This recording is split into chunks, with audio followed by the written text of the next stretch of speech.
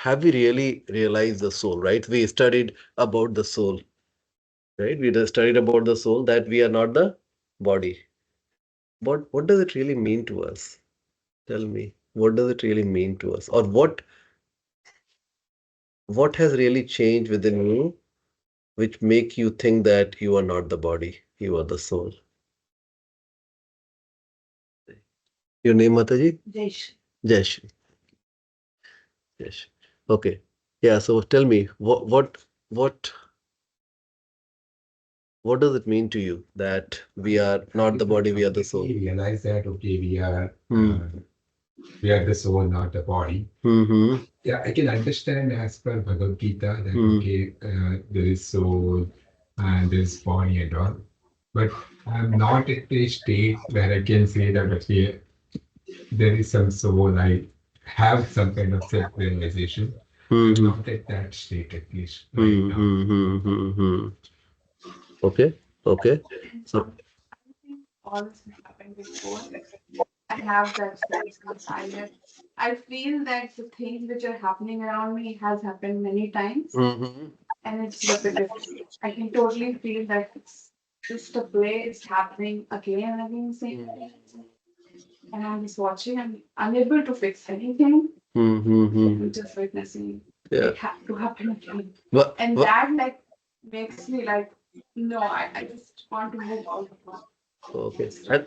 And why do you feel that the things have happened to you repeatedly? Is it just a feeling, or there's something which tells you that? It, I mean, it tells me that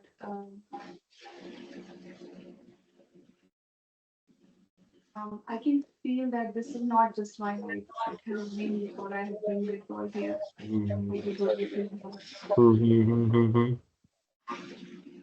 And so what I mean that why does it feel like that? Means I understand what you're telling, but why does it feel like that? It's hard. It's hard question. Okay. Okay. It's just a feeling. So you're telling it's just a feeling. That's what you get. Okay. All right. All right. Okay, Sapan Prabhu. Hare Krishna Prabhuji. So the moment we tell ourselves or remind ourselves that we are not the body, we are the soul, the entire equation changes, the outlook changes towards life, towards ourselves. We understand that, we realize that when we are the soul and we are not the body, it means that everything that we see around us is all temporary, including our own body, including all others that we see around ourselves. It all becomes temporary. So that's my take, Prabhuji.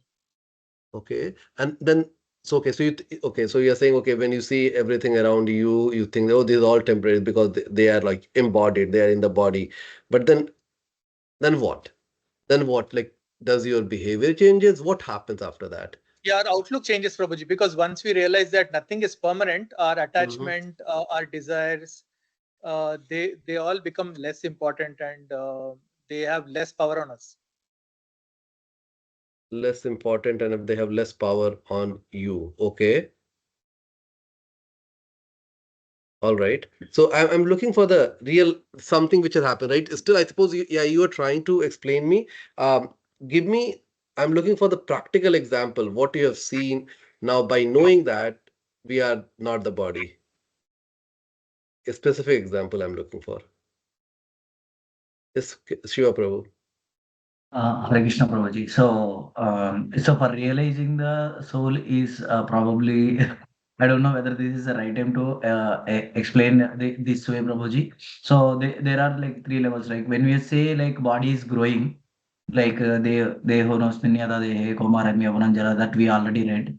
Um, so that means like it is not body. That means from childhood to now the body is changing. So it is changing, but still we are realizing so that means something is constant, the body is not constant, right? And second thing, if you think if you are your mind, right? So when you are resting, mind is also not working. But still you are there, you are alive. And you if you can say intelligence, sometimes in your childhood also you do not have such intelligence or the knowledge is not there. So we are not intelligence also. So there is one active particle basically which means us, like which has been constant. So that way, at least scientifically, like as a entity that we say, so we are spirit soul. Everything else is something given on top of it. So that's how I see that we are soul. We are actually a soul. Rest are all like covered up material. Okay. So see, the reason for I asked the question is, you see, everybody is now, as we're trying to learn this subject, right? We all have our concept, how we are thinking that we are not the body, we are a soul. But this will be this will be a evolving process, because right now what we have received is the information. And for information to become knowledge, it has to be internalized, Yeah. right? You have to internalize. And to internalize, there are some impediments, right? There are some things internally which prevents us, right? There are something called what we call anarthas. Have you heard that word, anarthas? What are some of the anarthas, some examples of anarthas? Okay, you haven't heard that word? Okay. So anarthas are the bad qualities within all of us. But yes, like anger, okay? Yes, jealousy. So now tell me, is there anybody here in this room who has overpowered anger here? Okay. What about jealousy?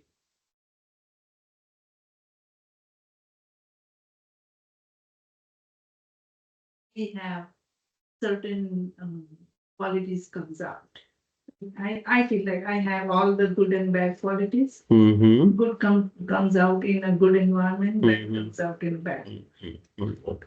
Of course. So the context does plays quite a role, but the bad qualities, there are six. The Bhagavad Gita will be exploring. There are six bad qualities. Of course, I don't want to digress, but the bad qualities are, so lust, anger, greed, attachment, uh, envy, and false ego. Okay. So there are six bad qualities, and everybody, all of us, has those bad qualities in some shape or form, like the different shade. Let's call it different shade, and that's the one reason why we are not able to see the soul within ourselves right now. Right now, with the knowledge, we are trying to do our best, and as you see, as we grow on this journey, we'll be able to see more of our soul, and then more of our behavior, interaction with the other people will change, right? Like that where people Prabhu is telling that Sapan Prabhu was telling that I see other people as temporary. It means that my interaction, my behavior changes, but now how it changes, right? So those are the things. It's a very practical science, and everybody will follow a path depending on our own sincerity. Okay, so sincerity, this is the science where we cannot fool ourselves. We cannot fool ourselves. Okay. Yeah, peeling the onion will happen. Yes, peeling the onion will happen, and then the only by the our sins. So we can be sincere, and then Paramatma sitting in our heart will help us to remove those anarthas, because removing those anarthas are not very easy. Okay. So anyway, so now, so we started from Atma, right? Then we went to that was up to verse 30th, right? 20, I remember, right? Around 12 to 30th verse from Bhagavad Gita. Are you with me? Okay. Then the next section was 31 to 37 was about Karma. Karma yoga starts, right? Karma yoga starts, and there it talks about the karma kand. Basically, karma kand means doing, yeah, doing your duties, but with the expectation of the result. Yeah, expectation of the result. And that's where Krishna tells that how, if one does, even for the, even if we have the attachment for the result, and if we are doing our duty, then that will lead to enjoyment. that will lead to enjoyment. So basically, he counteracted when Arjuna said that there won't be enjoyment if I kill my relatives. He's telling them, no, you are wrong. If you don't do your duty, then you are going to get all the sins. But if you do your duty, then you are not going to get the sin. Okay, so that was 31 to 37. And then after that, then the section starts on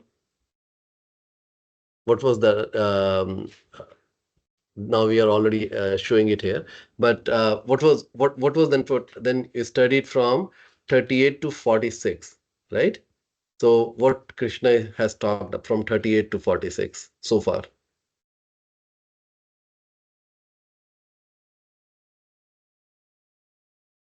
Karma yoga.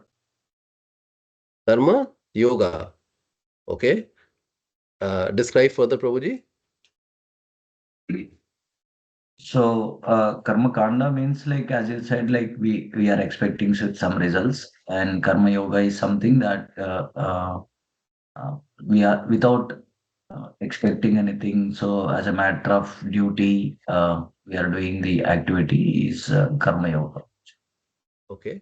Okay. So see, so knowledge of the soul, right? That is the knowledge, right? Then the karma is action, 31 to 37.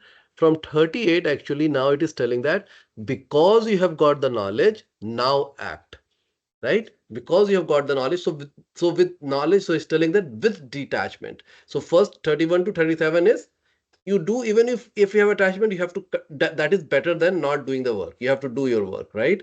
And 38, after 38 is what is talking about, that better than that is to do your duty but with detachment, right? And that's what the verse 47 is taking us into the more practical aspect, right? So what you see in this slide is only work, right? That is not going to lead to elevation, right? People say, oh, I only rely on my work, right? And then only spiritual knowledge, that is also not going to take us to elevation. What is going to take us out of the cycle of birth and death is working but with the spiritual knowledge. And on top of that, from starting section 38, we are adding detachment. So work with the spiritual knowledge with detachment, right? So see how the progression is happening. It's Sankhya Yoga. Sankhya Yoga is Prabhu, is the analytical study, and that we did primarily in the 11 to 30, that we are all the soul, right? So now it is adding on top of that, is adding the Jnana Yoga. Okay, so adding the Jnana Yoga section. So Karma Yoga, so it added the Karma Yoga actually. So right now we are in the Karma Yoga, but then I'll say we are right now in the Karma Yoga because it's talking about the Karma Kanda, Nishkam Karma Yoga, and then it will be going to the Jnana Yoga. Okay, so right now we are in the Karma Yoga section of Bhagavad Gita within this summary. All right. Now, does it mean, so this is the good slide. So any activity can be done with detachments. So whether you are engineer, doctor, do we have any other profession here? Here everybody is engineer. Mataji, what do you do? You library. Okay, so Mataji different. Good. There's some different profession here. So Mataji works in a library, and everybody is here. This is very homogeneous group. Balu Prabhu, what do you do? Engineer and IT. You are also engineer. Okay, here most of people I know that. Yeah, right. We're all here. So doesn't matter what our profession is. We can. We, Mhm.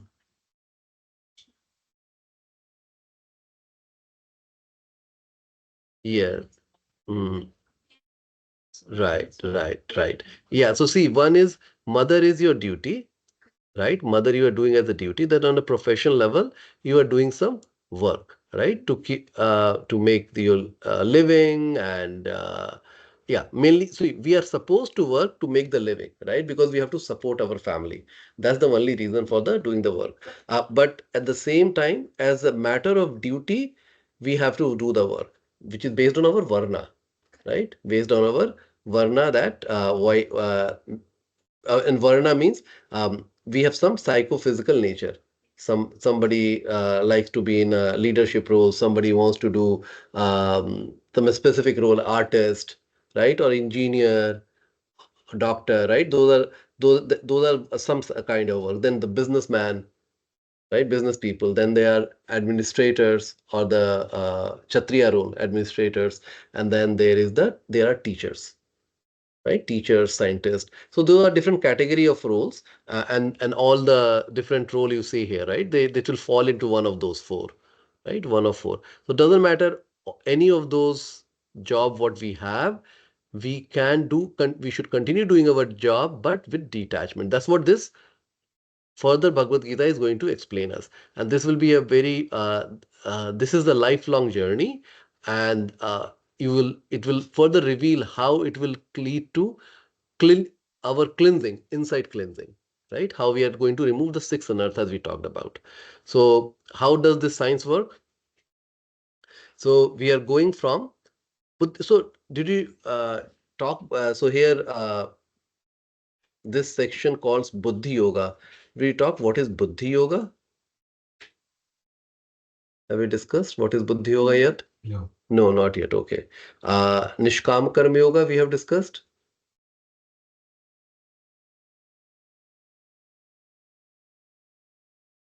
38, 39. Yeah, it seems, yeah. The terms have been used, right? Yeah. So, what do you understand by Buddhi Yoga?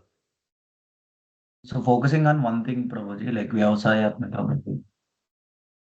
Focusing on one thing. Okay.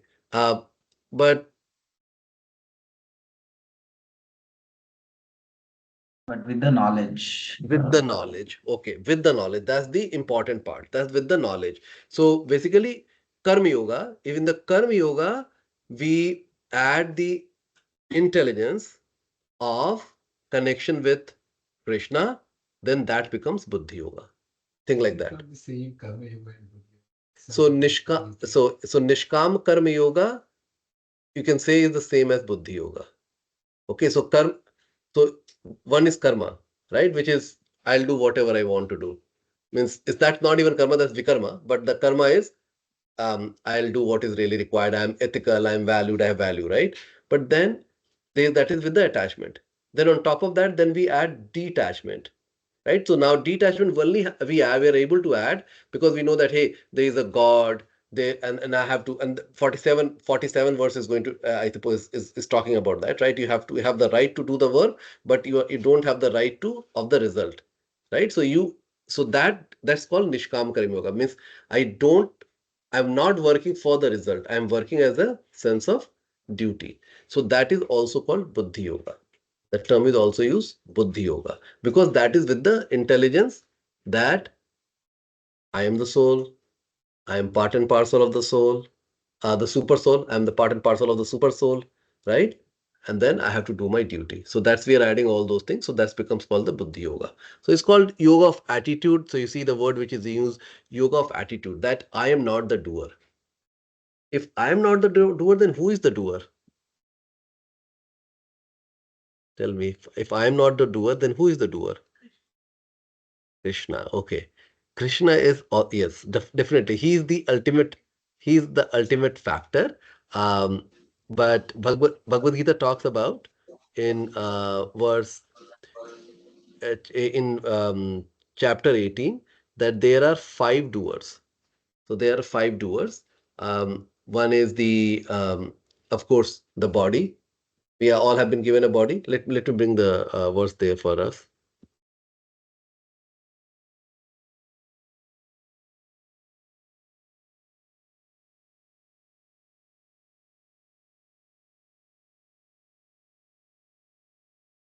So before this, 13 will be.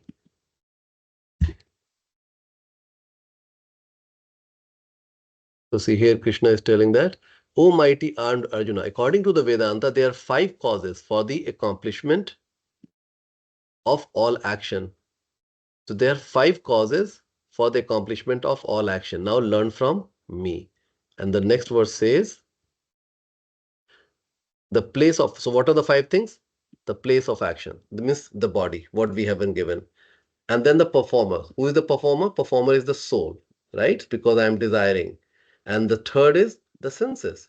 We have been given the senses. So some are, somebody has um, some special ability. They are good in the sports, right? Somebody is very intelligent. So we all have a different kind of senses, right? That's how we are different. So that's the third. Then the practice, the endeavor. And the fifth is the super soul, the Paramatma, right? So these five things act together to do any work. Okay, so it's not an endeavor is, so if you're a cricketer, right? So your endeavor is to play the cricket, right? And how to hit the ball, right? How you should bat, right? As a mother, your endeavor, like, okay, you are good in, like, you're more compassionate, right? So we all have different endeavor. Means depending on the kind of work we are doing, we have to go and learn the skill on that, right? You become a better cook, right? So those are called endeavor, right? So that's the work. And then, and there we, by practice, right, we become better in that.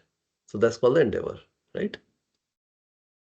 So these are the five things, right? So now, and so I'm bringing all those stuff because this is going to help with the verse 47, which we are going to read. Okay, so let's go to verse 47.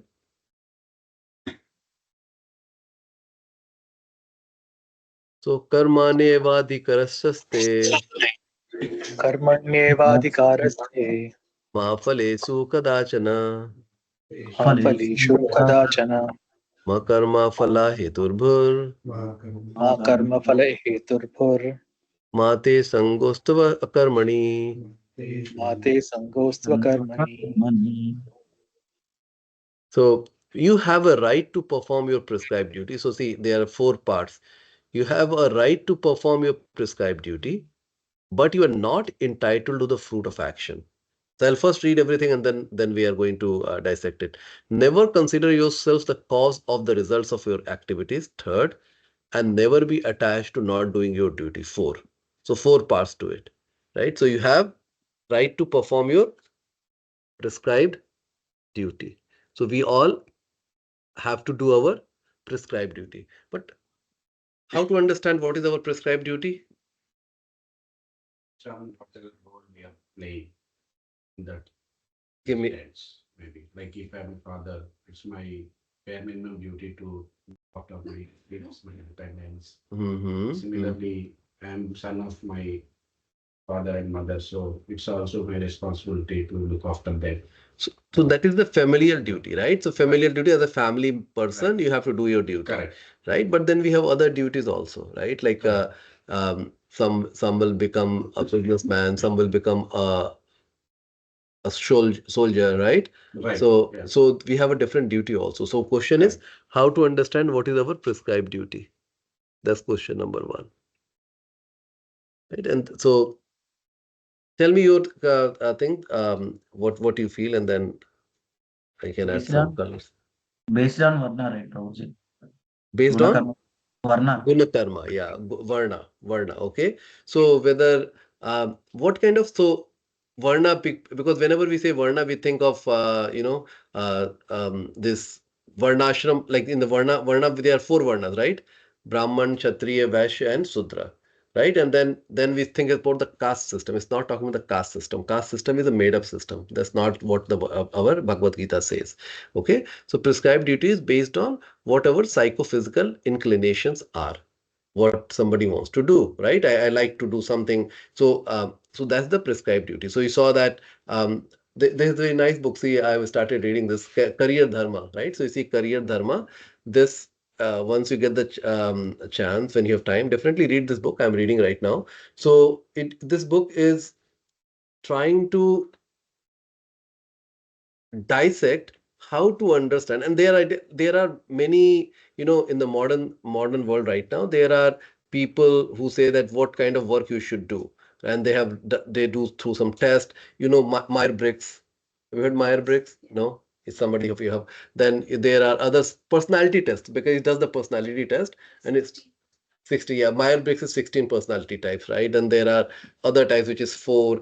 And then recently my team was doing, and they just asked 2 questions, and through that they come up with some personality type, that what personality type you have. But nobody goes into what kind of work may be the one which is suited for you. Because initially in the Vedic times, um, uh, when the child is born, of course they learn the trade within their family, right? And then over time, they learn what kind of work they like the most. So the training happens. But now our education system, it treats everybody like everybody the same. Everybody reads the same English, maths, physics, science. Everybody does it, and then depending on the money, where the money is, or where what you want, we go and take that profession. So it's not, and sometimes then we are in a wrong, means it is not our psychophysical nature, but we are in that profession, right? But if you look, but then the people say that, oh, you take some hobby. When you do some hobby, you enjoy that hobby, and hobby might be the ones which people really should have worked on. So this book goes into a detail on that, how to identify what the Vedic system talks about it. So prescribed duty is based on, in short, it is based on your guna karma, right? But you're not entitled to the fruit of action. Second, so why we are not entitled to the fruit of action? Very good. It's not in our hand. And why? Because we just talked about there are 5 things, right? And one is the deva, right? And deva is not in our control, right? So we are not, so we are, so there, because I am not the only doer. There are 5 doers. I'm not the only doer. So thinking that I am the doer, then I think that I have entitled. But when I know there are 5 doers, how I can be entitled, right? So that's that understanding is a very practical understanding as we are learning the subject. And then never consider yourself the cause of the result of your activities, right? Number 3, right? And the answer is this 5, right? There are 5 things. So I'm not the only doer. There are other 4 doers. And never be attached to not doing your duty, because then people will say that, oh, if I'm not going to get the result, then what is the use of working? Krishna is saying, no, you have to work. And why we have to work? So we discussed 6 anarthas, right? 6 anarthas, right? Yeah, lust, anger, greed, envy, attachment, pride, right? So these are the 6 anarthas what we have. So by doing this duty, it allows 6 anarthas to be cleansed. So there is a purpose that why we all have to work. If we don't work, we will never be able to get rid of these 6 anarthas. Now, let me tell you the practical example, right? Practical example is when if you, let's say I'm not interacting, if I work, then I interact with the world, right? Some people will say something to me, I don't like it, I will have the failure in the work, I may have the success in the work. And what it does, that leads to the maturity. That leads to the maturity. Now, I'm getting angry right now, right? I'm getting angry. But then over time, I learned that whenever I became angry, the result was even worse than what it would have been, right? Now, slowly, I'm learning to control my anger, right? So you see how it is. Then let's say I'm all the time I think, yeah, I should have more, I should have more, I'm greedy, right? I want more. Then I learned that that doesn't give me the satisfaction. The more I get, the more I become looking for more and more and more and more, right? It doesn't give me satisfaction. So we are learning, right? We are learning. So work is very, very important. Each of us has to work. Okay, so here never, so this is leading to, this is nishkam karma, right? This is nishkam karma yoga. Now what is yoga?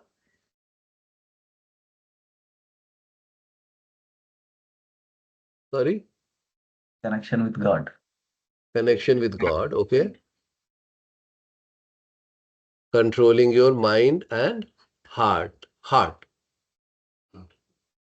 You want to control the heart. Mind. Mind. Okay. Mind. Yeah. Okay. Yeah. Emotions. Probably I know you may say no. Emotions. Okay. Okay. Unite body and mind. So you're all right, right? So basically the yoga is, but the essence, the principal yoga is to connect the soul with the super soul. In the process, the mind becomes calm, the emotions become controlled, right? What else you said? Yeah, so whatever you're saying, once you understand that by connecting ourselves with the super soul, all those things get controlled, right? Yes. So all those things happen. So that is the real yoga. So the asana and all the pranayama, all the things we do, that is the building block to enable. But that is not the yoga. That is only the exercise yoga, right? But the yoga purpose is ultimately to control. So in the Yoga Sutra, there is a term called vritti.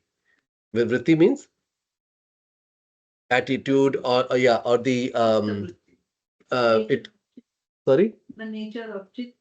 the nature of Chit.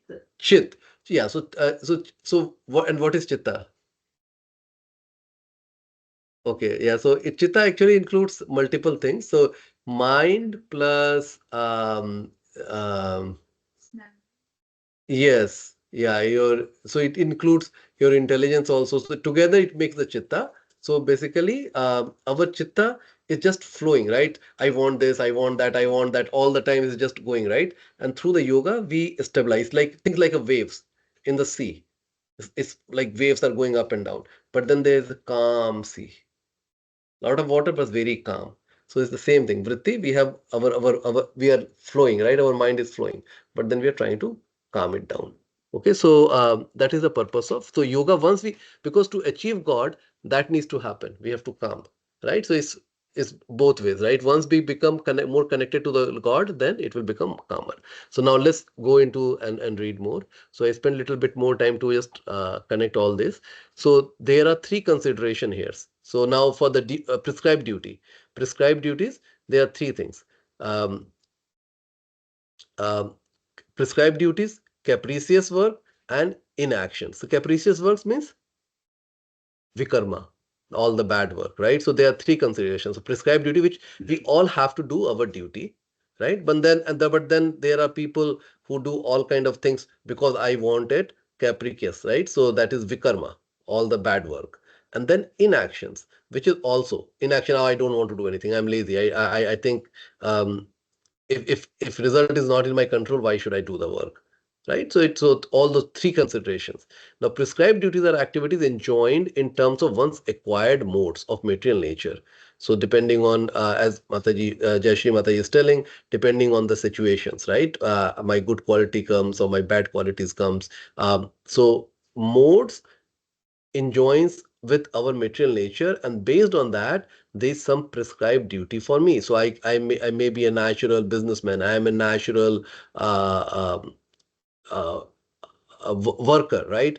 I am a natural leader. So that's what it means. And capricious work means action without the sanction of authorities. That's called vikarma. And inactions means not performing one's prescribed duties, which is so both capricious work and inaction, both are really bad. That will lead to sin.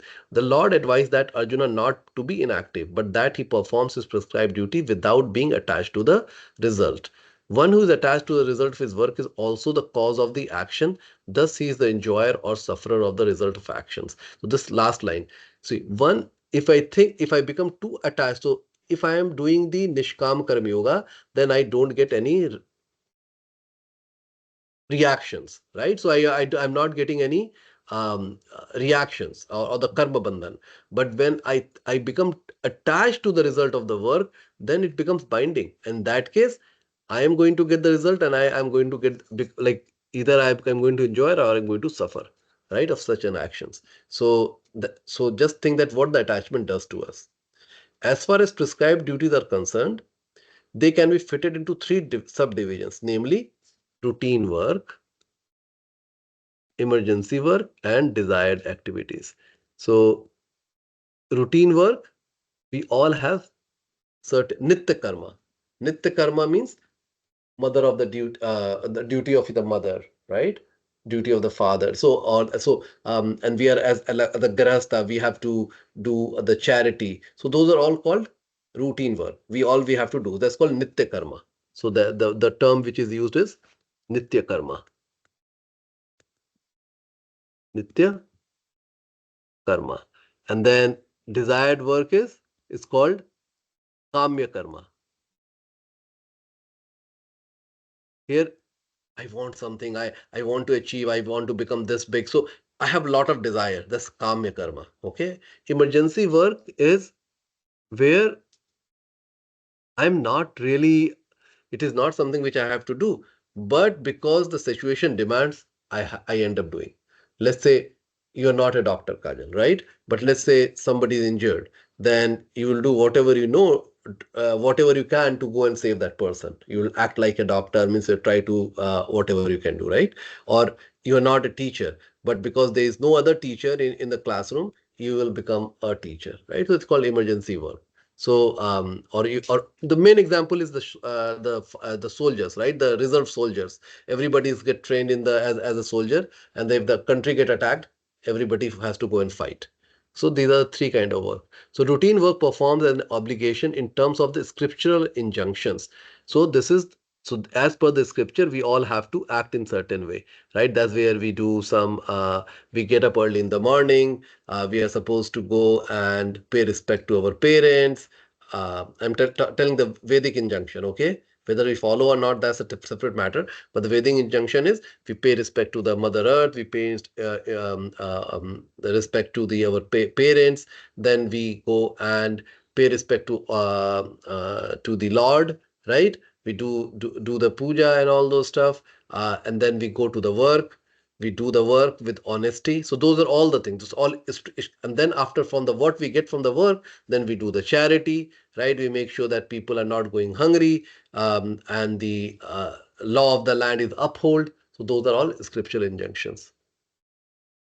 Without, and then the second one is the desired activities without desire for result. Okay, no, sorry. So scriptural injunction without desire for result. So we have to do this this nitya karma without desire of a result. And that is the action of the, and that is in the mode of goodness. Okay. Now the next one, which is desired activities, work with results become the cause of bondage. Therefore, such work is not auspicious. So desired activity, the kamya karma, because I want something, that is what leads to the karma bandhan. So this is kamya karma is what leads to the karma bandhan. I want this, I want that. So the more we are able to control our desire, okay, to enjoy ourselves, the desire to enjoy ourselves, we will be out of the karma bandhan. Can I answer something? Yes. Then how do you live your life? So nitya karma, which we have to do, right? That you are doing. So nitya karma, because see, you have to sustain your body. You have to sustain your body, right? For that you have to do the work. Then as because you are born in a certain family with a certain role, you have got a female body, you have become a mother, you have become a wife, right? Then you have to do your role, right? Now you tell me your question. So those work you have to do, right? And you are doing that. Tell me what now your question. What do you mean by? Like, no, the routine, that is okay, but the work which we have to do, how to get food. So that is the nitya karma. That is nitya karma, right? As a part of it.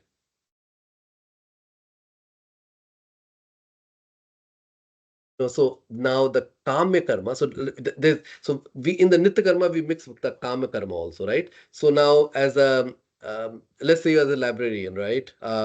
You you have a role and you are making some money, but then you say that I need to earn more because I want to go on vacation. Now going on vacation is the kamya karma because I want to enjoy, right? And let's say that enjoyment has no linkage with the God, connection with the God, right? Some people, they are preachers, they travel. If you say that traveling is enjoyment, but some people travel just to preach the knowledge of the God, preach the knowledge of the God. We see a lot of people, they travel for that purpose. Then that is not Kama karma. Then that becomes their nitya karma. So there is so basically what I'm trying to say, there is a difference between the kama karma and the nitya karma. Both seems like a work, but one is done for my own enjoyment. Okay, for my own enjoyment. Some people just want the promotion after promotion after promotion. That's the kama karma. I have a question on Yes, that Prabhuji. in that case, right? Yes, Prabhuji. So we are in US. Hmm. We could have stayed back in India, Mhm. and we had some desire. We wanted to earn extra dollar money. So Mhm. are we saying that okay, we are all on kami karma? So, Prabhu, yes, if we started, yes, we all had the Kama Karma. The Kama Karma was driving us. Now, as we are learning about this subject, we can say, okay, by hook or by crook, I landed here. And there is the, just not that you wanted it, even the destiny brought you, right? The Deva factor brought you in here, right? But a lot of people wants to come to US. They're not everybody is able to come to the US, right? So the Deva acted because that said, oh yeah, Kaushik has to be here. He is his living and earning has to be in US. Okay, but now having understood that, right? If the karma karma was driving your motivation, so that's now we have to say that how I can, and karma karma is typically happens in the mode of passion. Mode of passion. How we can elevate ourselves from the mode of passion to mode of goodness, which is what is my duty. Now you are here, you are learning Bhagavad Gita. You are saying that okay, I am a dad. I have to take care of that. I'll do my best. I'm working at Microsoft. I have to, I'll do my work to the best of my ability, but I'm not going to walk over someone's head, right? I'm going just otherwise you are in a mode of passion. It is like I want to be the people should see that this work is happening due to me, right? And that's the reason why people do all kind of bad things, right? So now those things would change, and then we start living in the mode of goodness, and then as we learn more that okay, now the karma karma part will start decreasing as you learn this subject, right? So it's not that devotee who don't go on vacation, but then when they're going on vacation, it is like they make sure that it's of course they reduce the vacation time, and whenever they go they make it like a tirth yatra, what we call like a pilgrimage, right? So you see a lot of devotees practitioners, they go to a pilgrimage, they go to all the holy places, so they are also traveling. So it's intent, attitude. So you saw that the yoga of attitude, right? What is my intent, why I'm going, right? If some people are going to Vrindavan just to, oh, I visited Vrindavan, they took the selfie with the Lord, right? So you see, a lot of temple they say don't take the selfie with the Lord, because why do they say don't take the selfie with the Lord? You cannot just take selfie with PM, just like that. Yes. Right? Uh, Yeah. there is some Protocol, right? You have to follow. yes.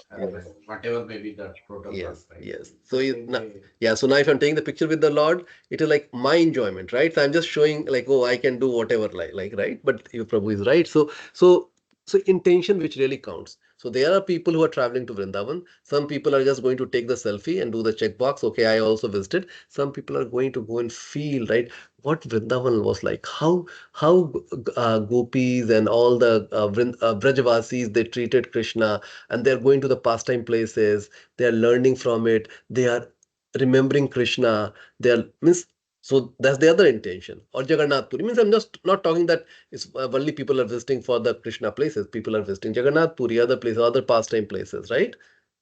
So it's the intention what really matters.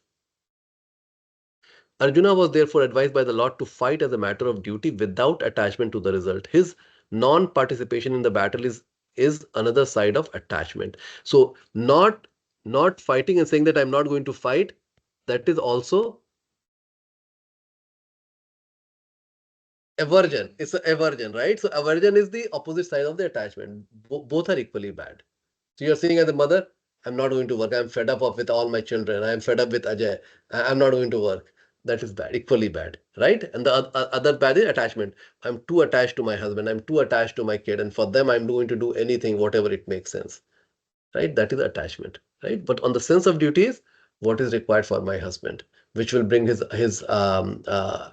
elevation, right? What is required for my kids, which will make them a good citizen, and that will make them the God conscious citizen.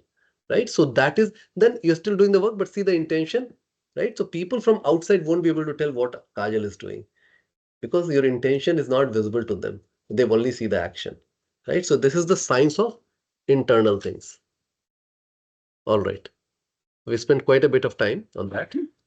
Okay, so verse 48.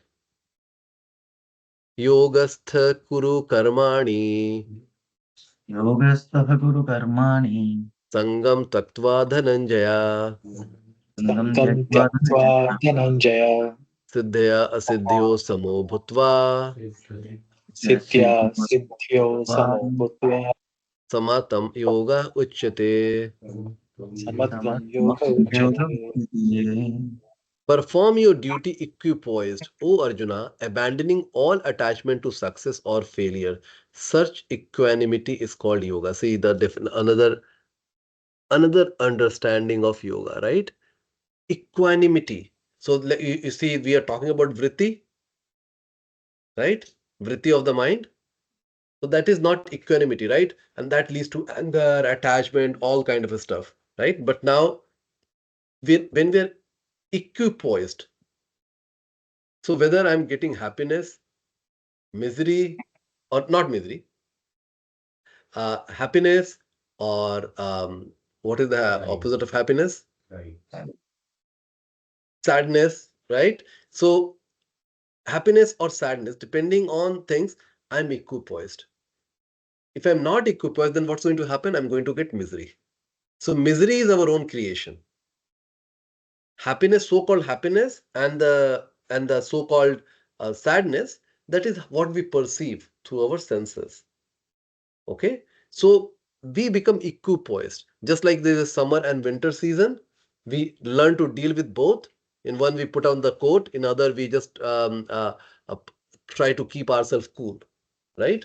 So that's how we learn to deal with the situation. So here is it: perform your duty equipoised. So we cannot. So we have to do our duty in all circumstances. Okay. And O Arjuna, abandoning all attachment to success or failure. So we should not be abandoning the work because I think that I'm going to be failure on this, right? Or I'm too attached to that. So, and if we do the work like that, then that becomes yoga. Yes.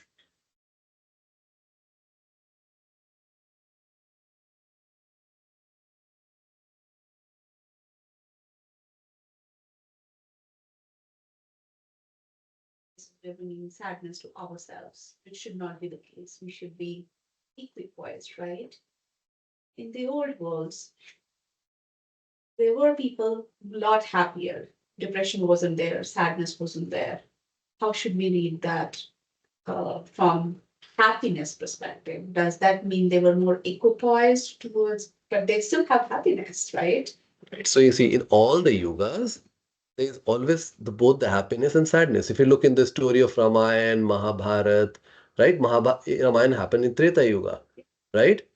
There was a lot of sadness, right? They look at Dasrath Maharaj, the story of like how like he died because my son is being banished, right? So there was a sadness. People, Sita Maiya, right? So there was a sadness if you look into that, right? That's my point. It's why we are leaning to sadness, not happiness. Leading towards Like, bringing there was sadness, but yes, but Mm. people were more happier, like generally. in okay. In general. In general, yeah. So that is definitely the characteristic of the yuga. Kali Yuga will bring more of these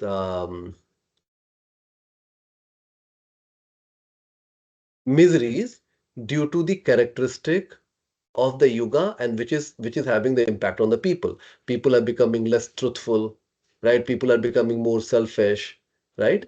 And whenever we digress from the Vedic injunction, right, which is that okay, how many people they follow the life of morality, right? So it is all about me, right?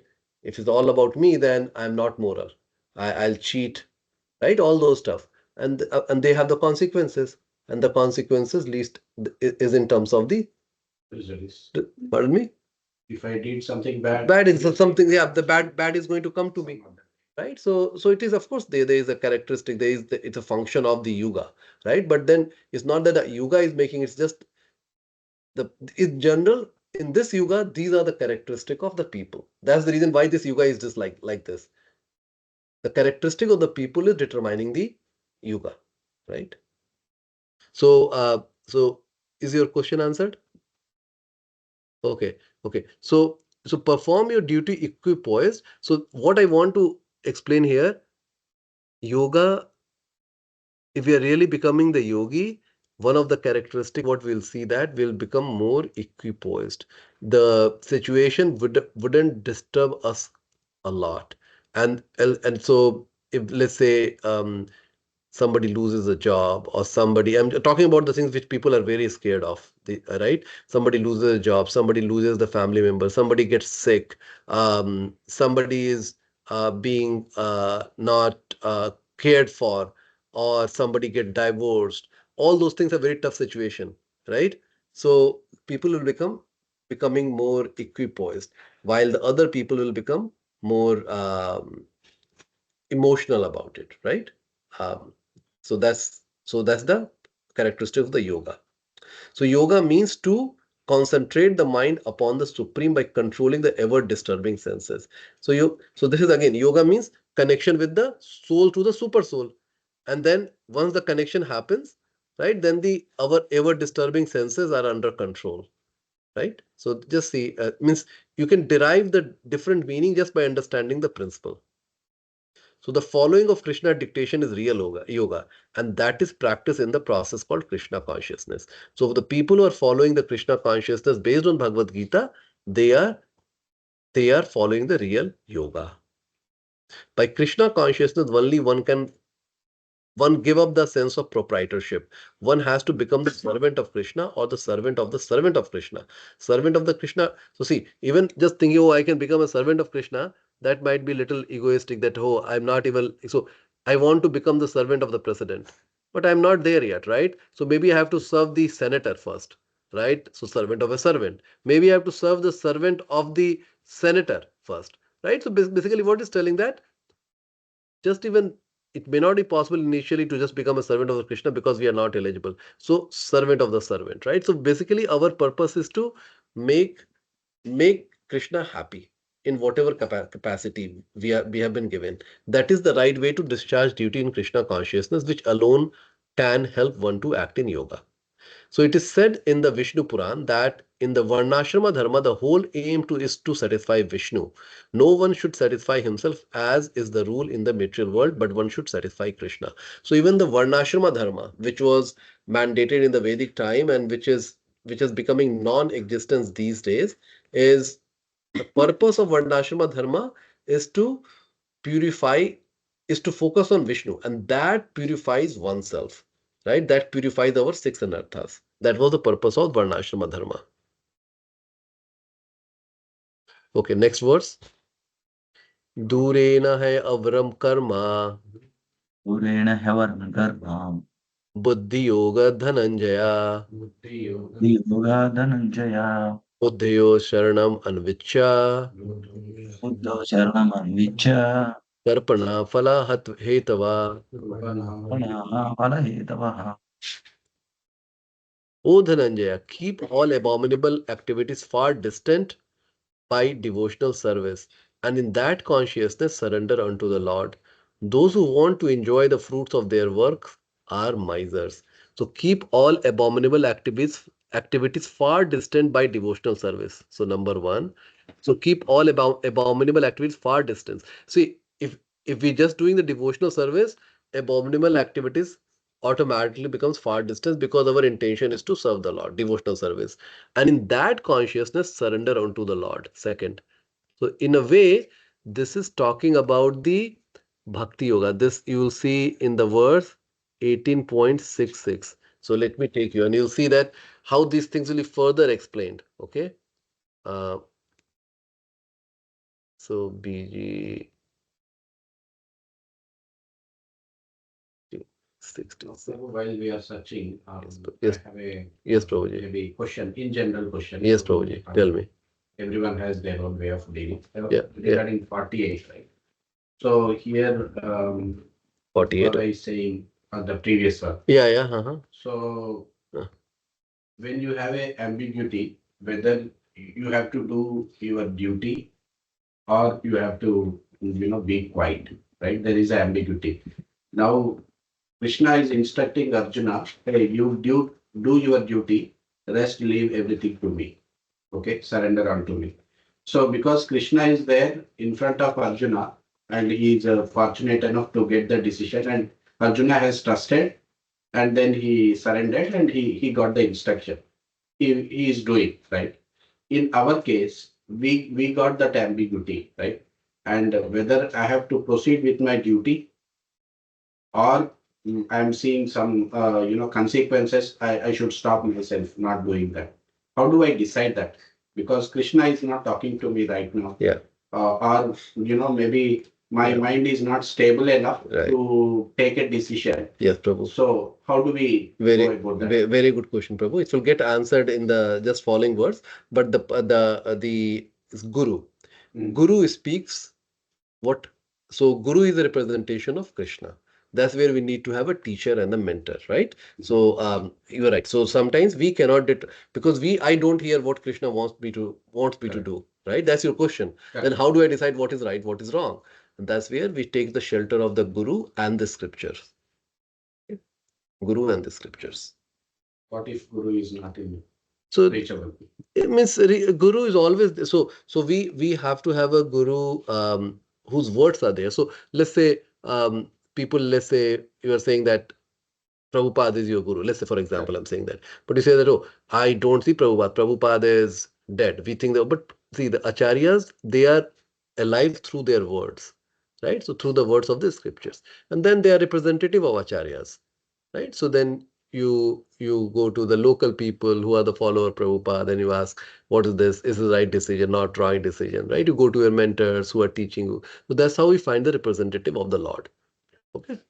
Generally, how I take it is like when we are in that situation, right? Mhm. And when we recall all these, maybe the verses of the situation, the nature will find you will direct you to the right way. Right. So maybe you will get that answer in some or other form. So So see, with the so nature will find, so that's a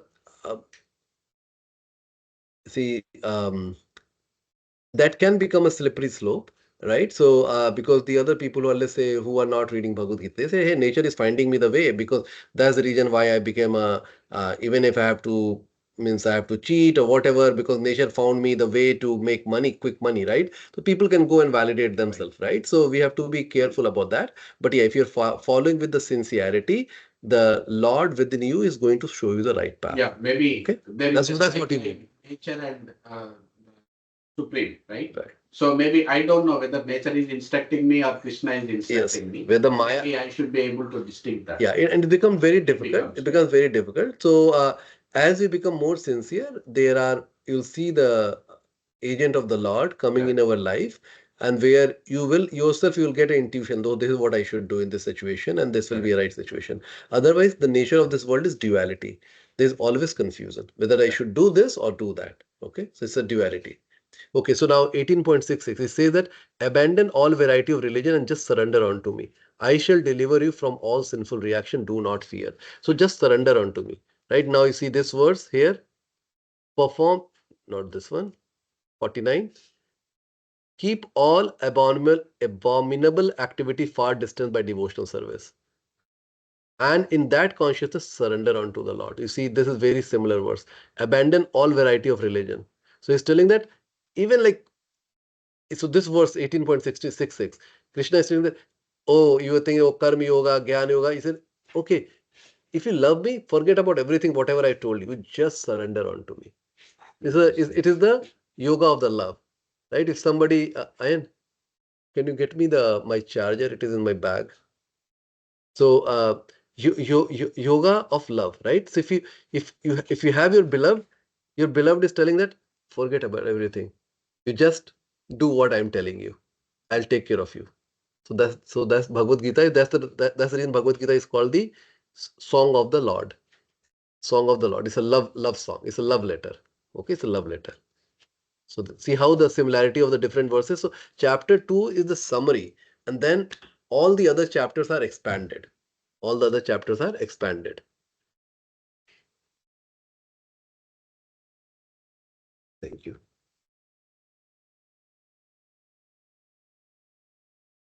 And those who want to enjoy the fruits of their works are misers. So why it says that those who want to enjoy the fruits of their work, why they are misers?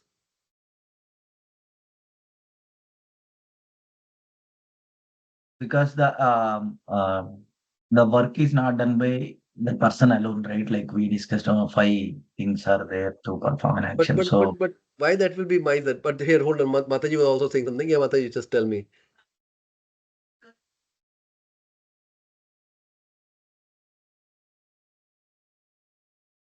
Okay, so okay.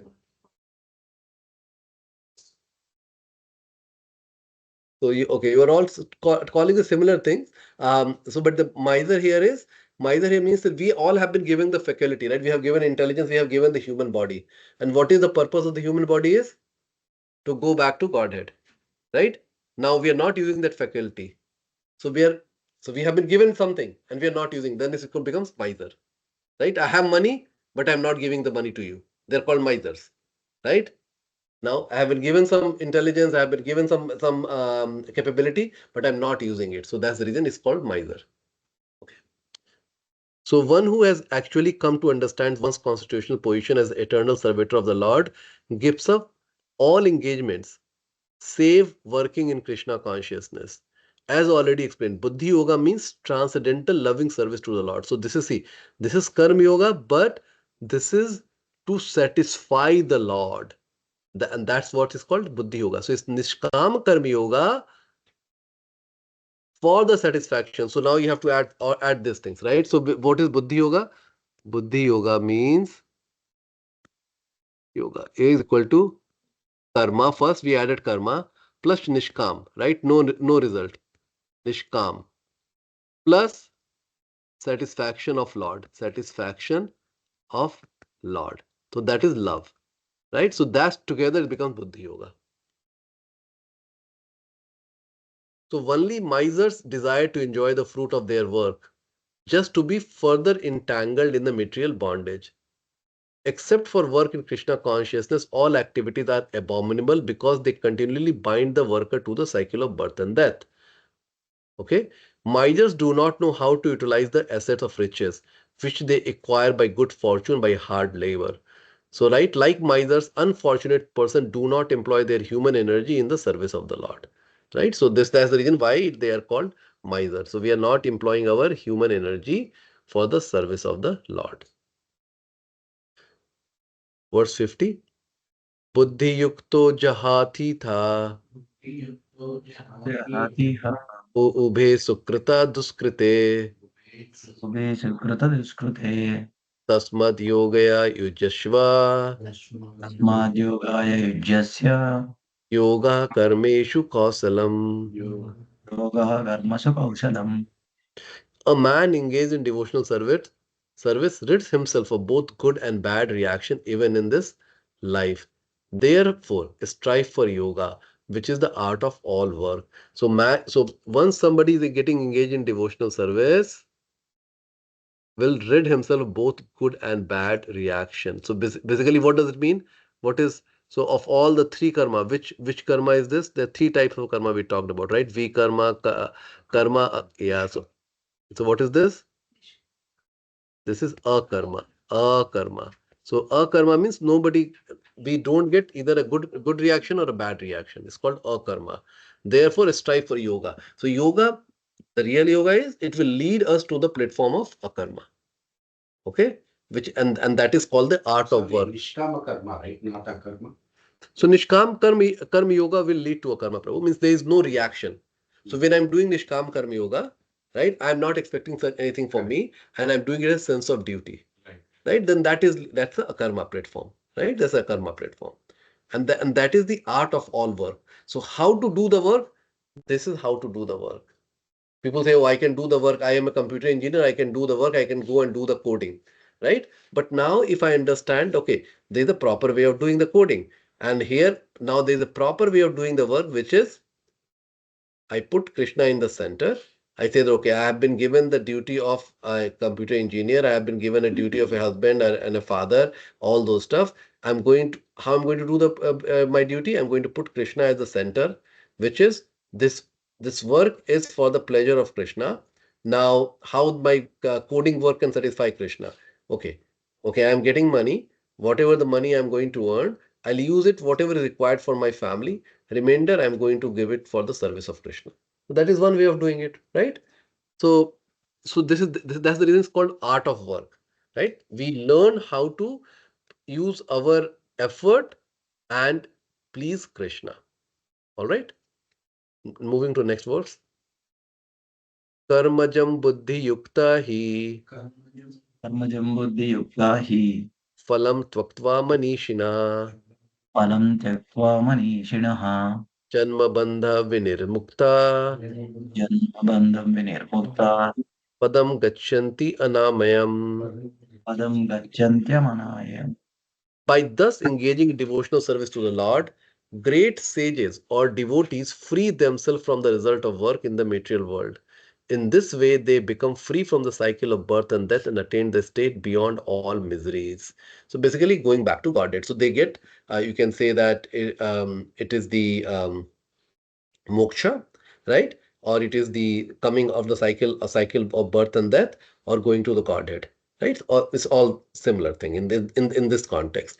So by thus engaging in devotional service, right? So devotional service. So if we learn the art of work, right, how to do our service which pleases Krishna, and there is no expectation for me to get the result, that's become the devotional service, right? By doing that work, great sages or the devotees free themselves from the result of work, right? So no reaction, akarma, within this material world. So while we are living in this world, basically we are living on the platform of akarma. And if we do that in this way, they become free from the cycle of birth and death and attain the state beyond all miseries. So within this life, we can attain, we may not feel any miseries if we work on this platform. So this is the practice, right? So right now we are full of desire and it's very subtle, right? It's very subtle. So as we start working towards it, we start doing our sadhana, we start doing our seva, then we'll see that slowly and slowly in this lifetime itself, we will become pure. Okay, so the liberated living entities belong to that place where there are no material miseries. So Bhagavatam says, for one who has accepted the boat of the lotus feet of the Lord, who is the shelter of the cosmic manifestation and is famous as Mukunda or the giver of Mukti, the ocean of the material world is like the water contained in a calf's footprint.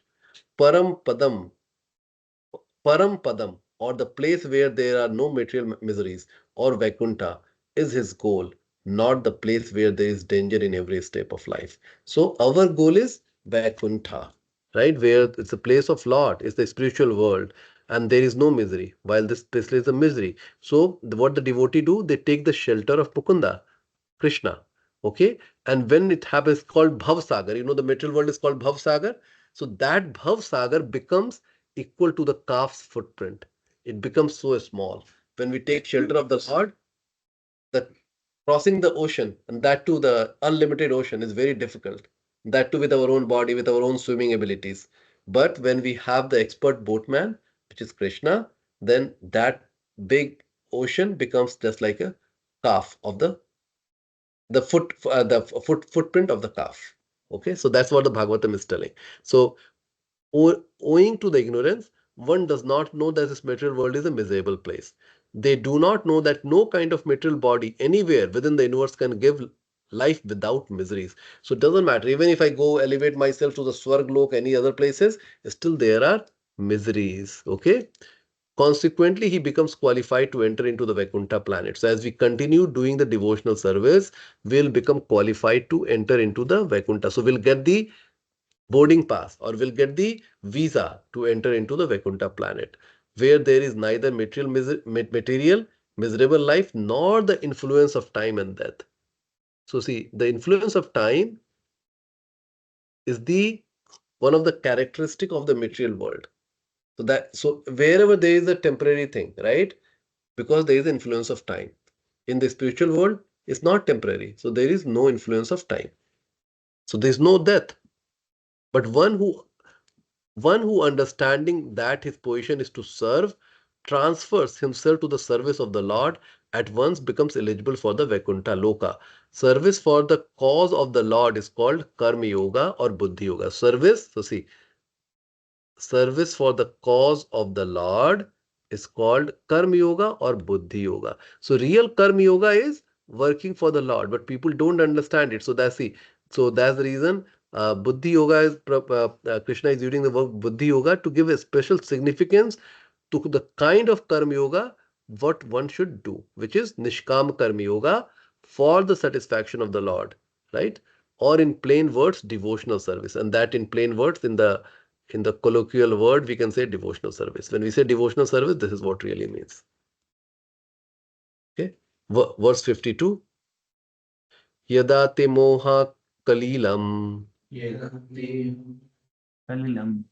buddhir vyatitir ashyati Buddhirvyatitarishati tada ganteshi nirvedam tadagantachi nirvedam shrotavashya shrutasya cha. dotavyasya srutasya cha.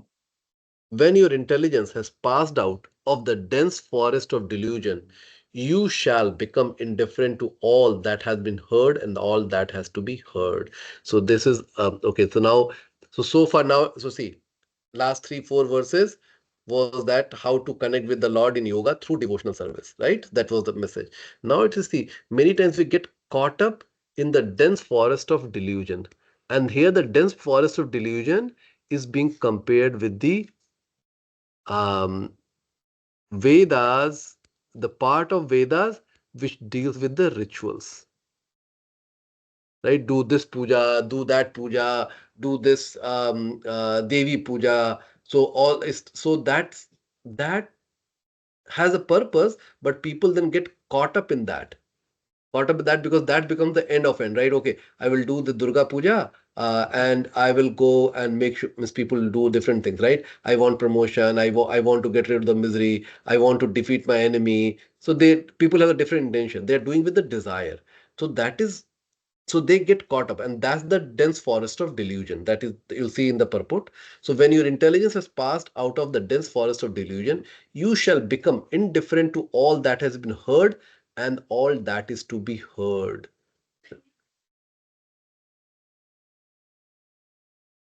Here it is. So is in this context, right? In this context. So rituals of the Vedas. So Vedas has many components, right? So Vedas has been created for the different. It deals with all kind of people. Some people they say that I cannot practice what Bhagavad Gita is telling. The only way I can do it if it fulfills my desire. So Veda has that for those category of people. There are sections in the Vedas, and that section is very popular in the Kali Yuga right now because everybody is. You see, you look around, and the most people they come to the God or the demigod to fulfill their desire, right? So people are going to Durga Devi is very popular. Ganesh ji is very popular. Why Ganesh ji is popular? He removes obstacles. It removes obstacles. Why Durga Devi is popular? Protects. Protects, and yes, he can grant you wishes, right? Lakshmi ji, why Lakshmi ji is popular? For money. Money. Why Shiv is popular? Shivaji is popular. Of course, Shivaji, people do go for the multiple purpose. He is very dayalu. He will fulfill any desire if you like, right? If you do it properly. A lot of people they go to Shivaji to get the good spouse. Girls goes, and I've seen the boys also goes to get the good spouse, right? So but everybody is going with desire, right? So that, but see, the purpose of Veda is at least people will start recognizing though there is some superior authority, and then slowly from there then they will go to the next. But people then get caught up in that, right? They keep going to the demigod because it's fulfilling the desire, right? And if you're in that cycle, then what's going to happen? You're going to take the life and birth and death again, right? That will continue. So that's what is being referred as that's the dense forest of delusion. You are thinking that you are doing the people even those people say that, oh, I am spiritual, but they're not spiritual. They are ritualistic. Okay, they are ritualistic because it is coming from the platform of getting the fulfillment of your desire. That is kamya karma. We talked about the kamya karma, right?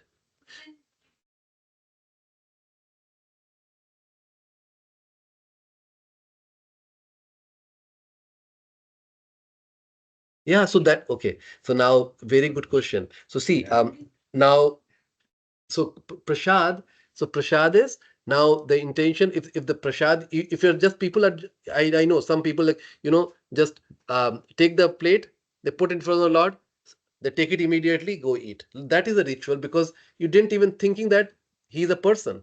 If Lord is a person, then leave the. So we are really making the offering for the Lord. And right way is with the when we are cooking, that time itself we are thinking what the Lord wants to cook, right? What the Lord wants to eat, right? Not what I want to eat, what Lords want to eat, and then trying to do it all with all the cleanliness inside and outside. Means all the place should be clean and my internal should be clean with the good consciousness. Then with the loving heart, I say and offer it to the Lord. I leave it for 20 minutes, just like if I have to eat, I take 20 minutes, right? It's not that Lord is just doing the cleansing agent, not like a cleansing agent, right? And then after that, then we go and mix it up. And then when we are taking the prasad, then we are feeling that, oh, Lord is so merciful, I'm eating it. That is the right way to do it, right? Because there I'm treating the Lord as a person. Then it's not a rich. From the outside people, they will say, oh, I also do the same thing. But but how they are doing, or what I want to eat today, I want to eat gulab jamun today, or let's make the gulab jamun, right? So you see the difference between ritual and spiritual is the knowledge, right? The intention. So based on that intention, you can see whether it's a ritual or the spiritual.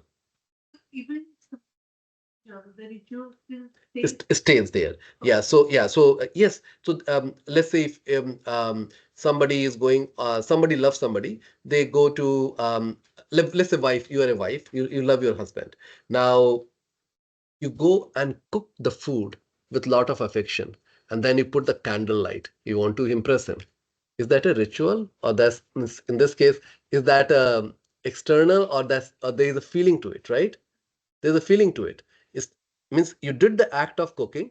Otherwise, might be also cooking, right? Or other lady might be also be cooking, right? But in this case, you are bringing the love of the wife, right? So the so-called, see how we differentiate the ritual and the spiritual is ritual. People don't know why they are doing it. It's just action. I'm doing the agarbatti. Why I'm doing the agarbatti? Why I'm offering the dhoop? I don't know. If you ask, I don't know. I just do it because my parent did it and this is what it is.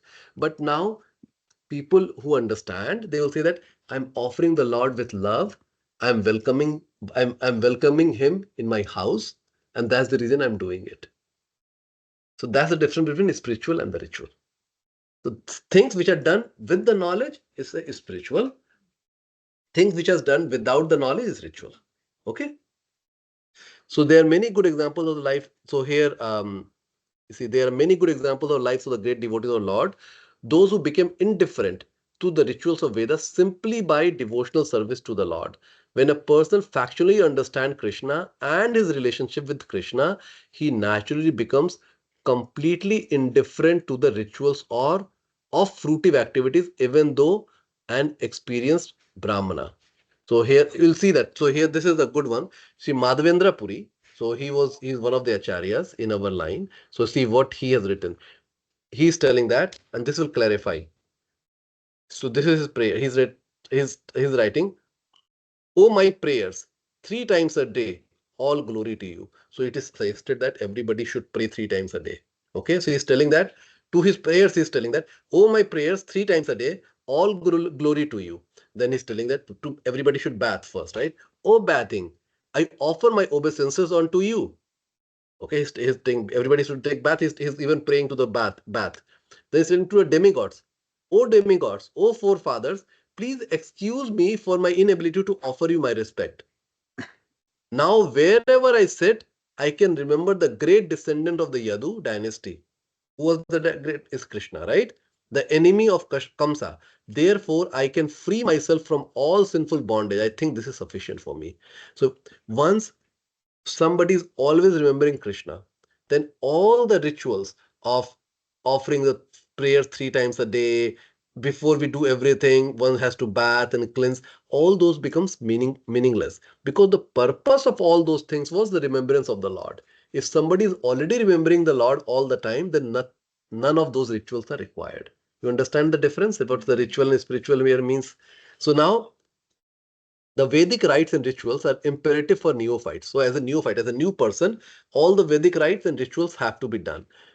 Comprehending all kinds of prayers 3 times a day, taking a bath early in the morning, offering respect to the forefathers. So person who is still not Krishna consciousness, all those things are required.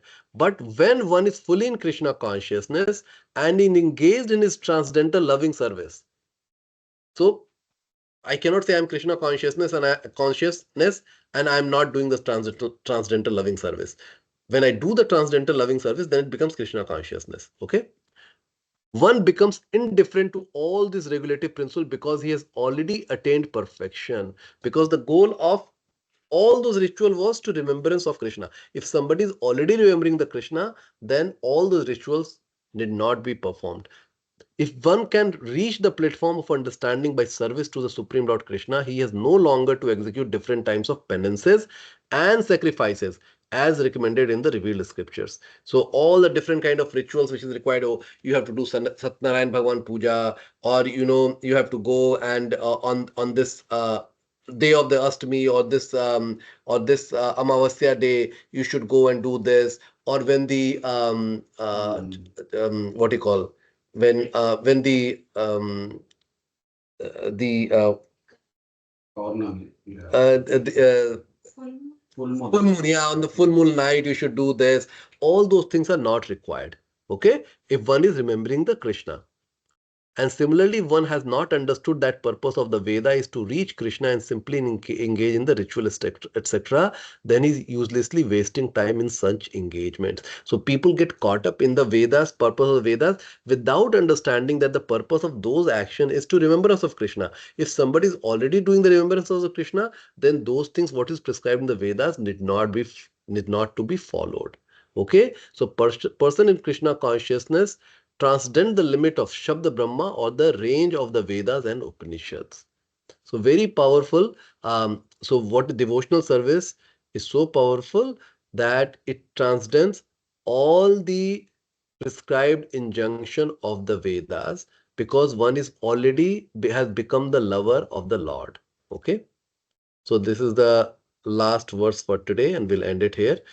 Shruti vipriti panna te प्रतिपन्ना ते यदा स्थास्यति निश्चला यदा स्थास्यति निश्चला सामदेव अचल बुद्धिस् माधवचला बुद्धि तदा योगम अवाप्स्यसि. तदा योगमवाप्स्यसि. When your mind is no longer disturbed by the flowery language of the Vedas, and when it remains fixed in the trance of self-realization, then you will have attained the divine consciousness. So now you understand why the previous verse was calling about a delusion, because it is now next verse is directly referring that it's talking about the flowering language of the Vedas. So when your mind is no longer disturbed by the flowery language of the Vedas, and when it remains fixed in the trance of self-realization, then you will have attained the divine consciousness. So to say that one is in samadhi is to say that one has fully realized Krishna consciousness. That is, one is full samadhi, has realized Brahman, Paramatma and Bhagwan. So when we say samadhi, we have realized all the three aspects of the Lord. The three aspects is Brahman, Paramatma and Swam Bhagwan, the person. Right? That is the true samadhi.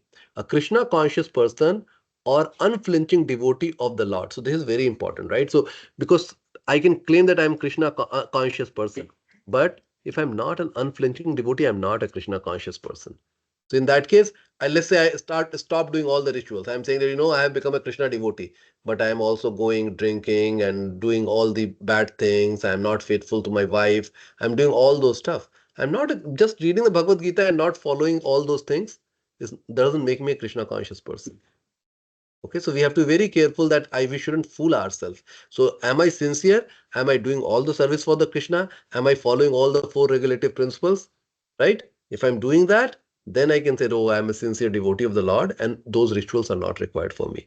If I'm not doing any of those things, I should continue at least following those rituals. But otherwise, I am like a double whammy, right? I have left all the rituals, which was really required, like a nitya karma, which was required. On top of that, I'm not following the Krishna consciousness also. So I'm getting a lot of sin. Thus, the Krishna conscious person or unflinching devotee of the Lord should not be disturbed by the flowery language of the Vedas, nor be engaged in fruitive activities for promotion to the heavenly kingdom. So, they're not engaged in the fruitive activities for the promotion to the heavenly kingdom. In Krishna consciousness, one comes directly into communion with Krishna, and thus all directions from Krishna may be understood in that transcendental state. One is sure to achieve result by such activities and attain conclusive knowledge. One has only to carry out the order of Krishna and Prabhu here, or his representative, the spiritual master. So one has only to carry out of the order of Krishna, and if because I don't see the order of Krishna directly, then follow the representative, the spiritual master, right? Or people in the line of the spiritual master. So see now it ends. This section ends with the conclusion that we have to do Nishkama Karma Yoga, right? That and come to the level of a karma. And then it's warning that many times people feel that when they're following the Vedas, ritual of the Vedas, that's also Krishna conscious. That's not Krishna consciousness, right? Vedas are rituals, they are not required, right? Because they are for to fulfill the desire, it's not required for the Krishna conscious person, and one should not get deluded by that, right? So that's the last two or three verses on that. Okay, so we will end here. Any questions? Yes. Some says we learn Vedas. Does that mean our Vedas are teaching us how to perform rituals? So Vedas has many sections. Okay, so Vedas are not just one thing, right? So there are sections on the Vedas which is focused on rituals. There's section in the Vedas which is on the song, right? There's a section on the Vedas. So Upanishads are also part of the Vedas. So Veda is a pretty big body of work, right? So we have to ask what part of the Veda you're talking about, right? We have to ask what part of the Veda you're talking about.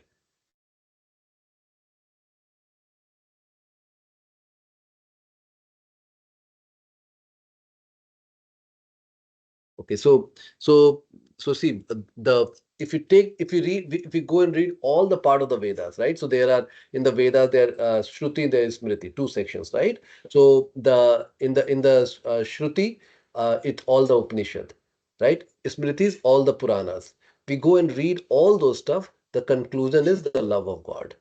Okay, the conclusion of all. And you will see that that gets summarized in chapter 15 of Bhagavad Gita. Krishna is talks about in the verse 15, 15th of the 15, that I am the, let me take you there, okay?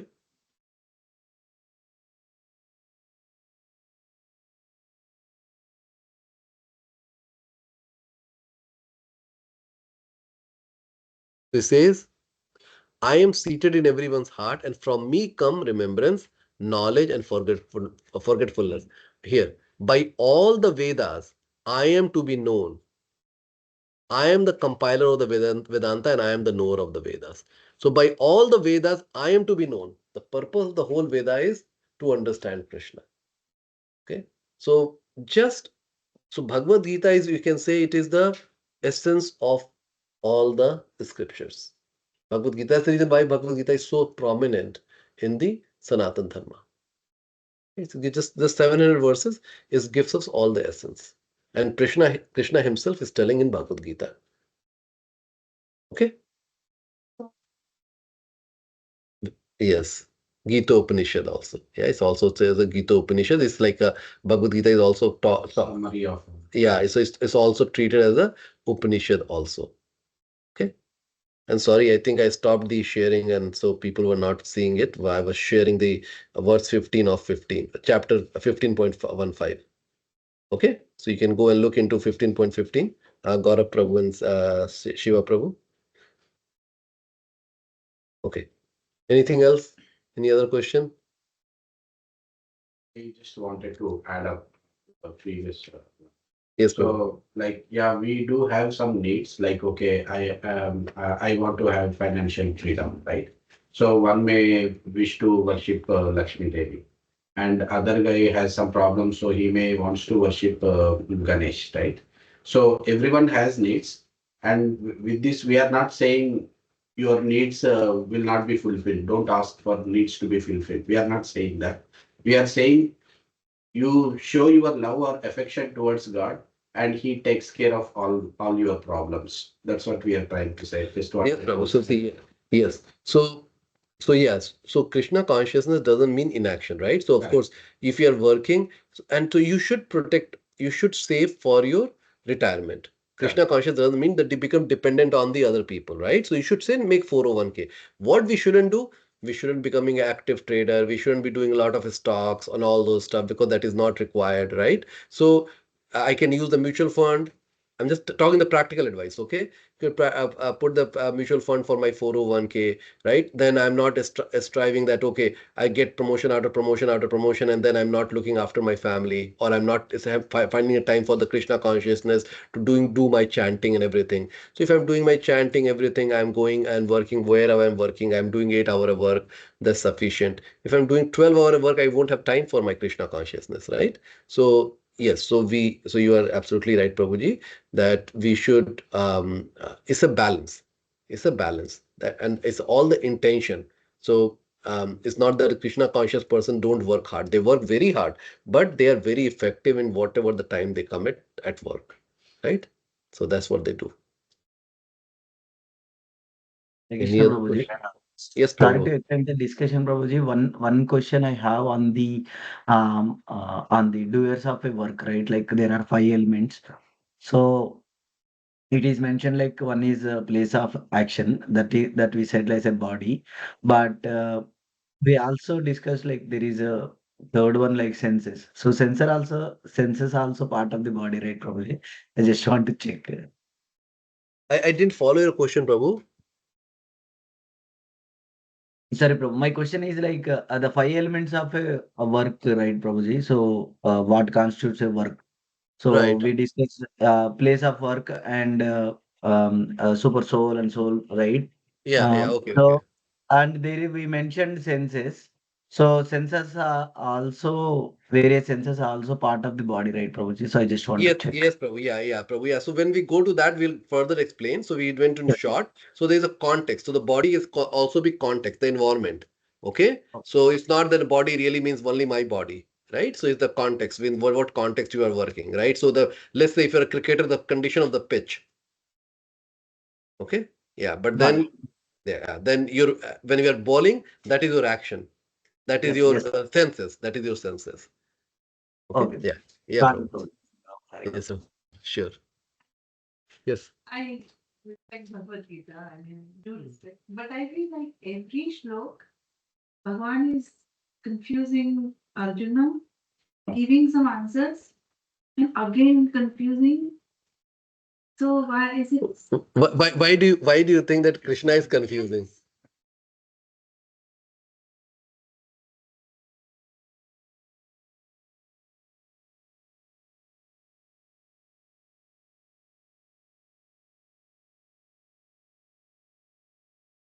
So who? What?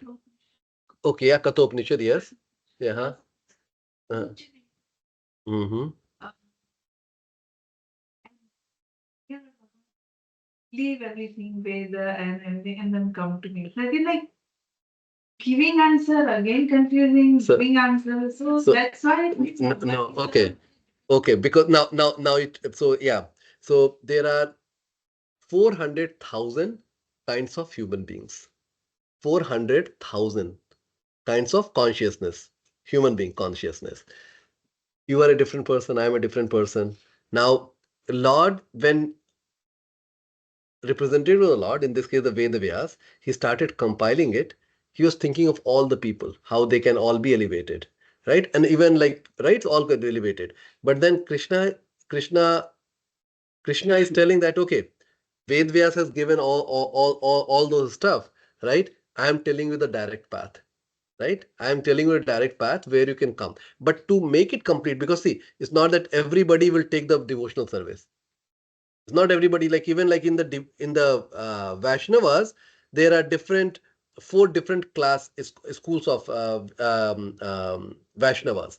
Sri Vaishnavas, Brahma Madhava Vaishnavas, right? Nambalkacharyas, right? Kumaras, right? So there are 4 different, and they have the little slightly different approach to the so they all or 4 follow the love of God, but they're different, slightly different way how they would like to approach it, right? So because they're different kind of people, what attracts them, right? So it's not, so Lord is very merciful. He doesn't tell that you have to do this way, because we think that, oh, if Lord would have given directly one path, everybody do this, then life will be good. But not every, it may not suit everybody's psychophysical nature, because Lord has given us the free will. Lord has given us the free will. And if he tells that everybody does the same thing, then what is the question of the free will?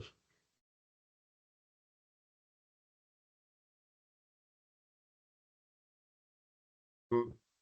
Hmm. Example of someone who reads Vedas, but the person couldn't connect to Bhagavad Gita, get quite interested in Gita. Yeah, yeah. Purpose was, how does that connection Yeah, happen? yeah. I wanted to understand that.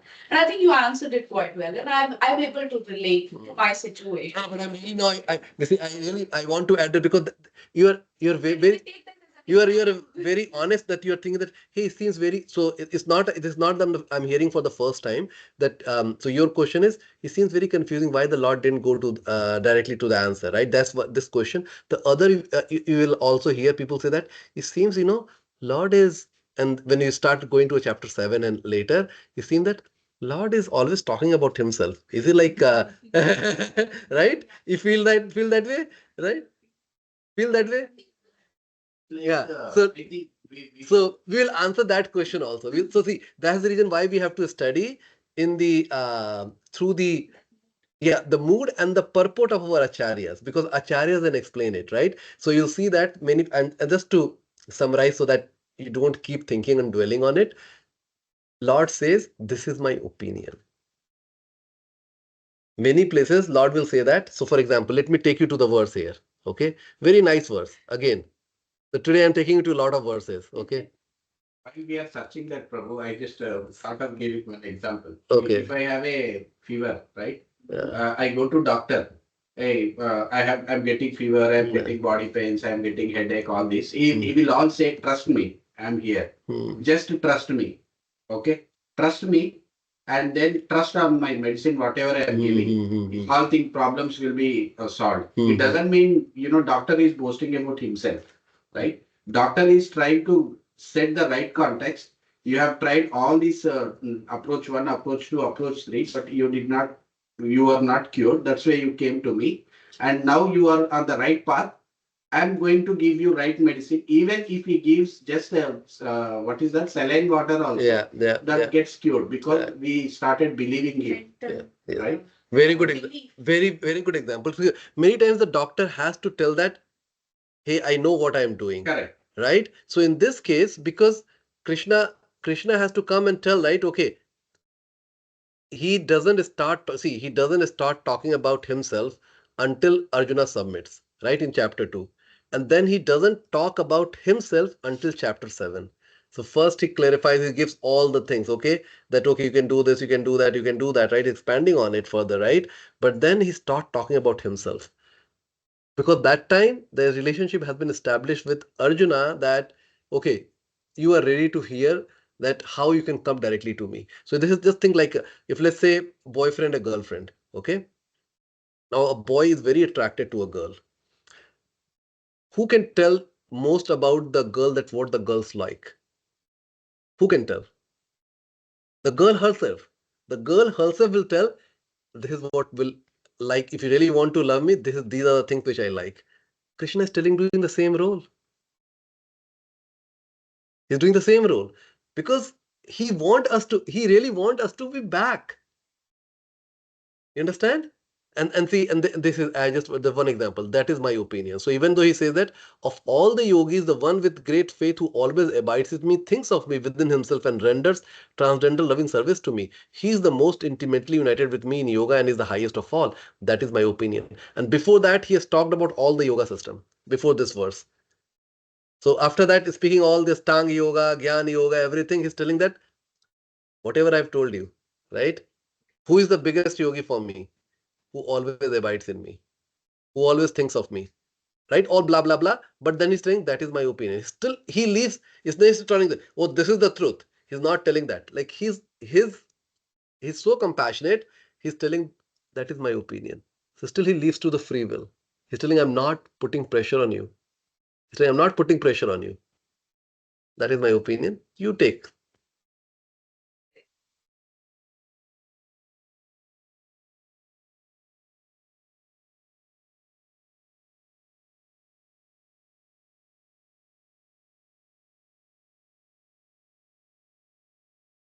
Leave everything in on the God and just that surrender. There are people who are not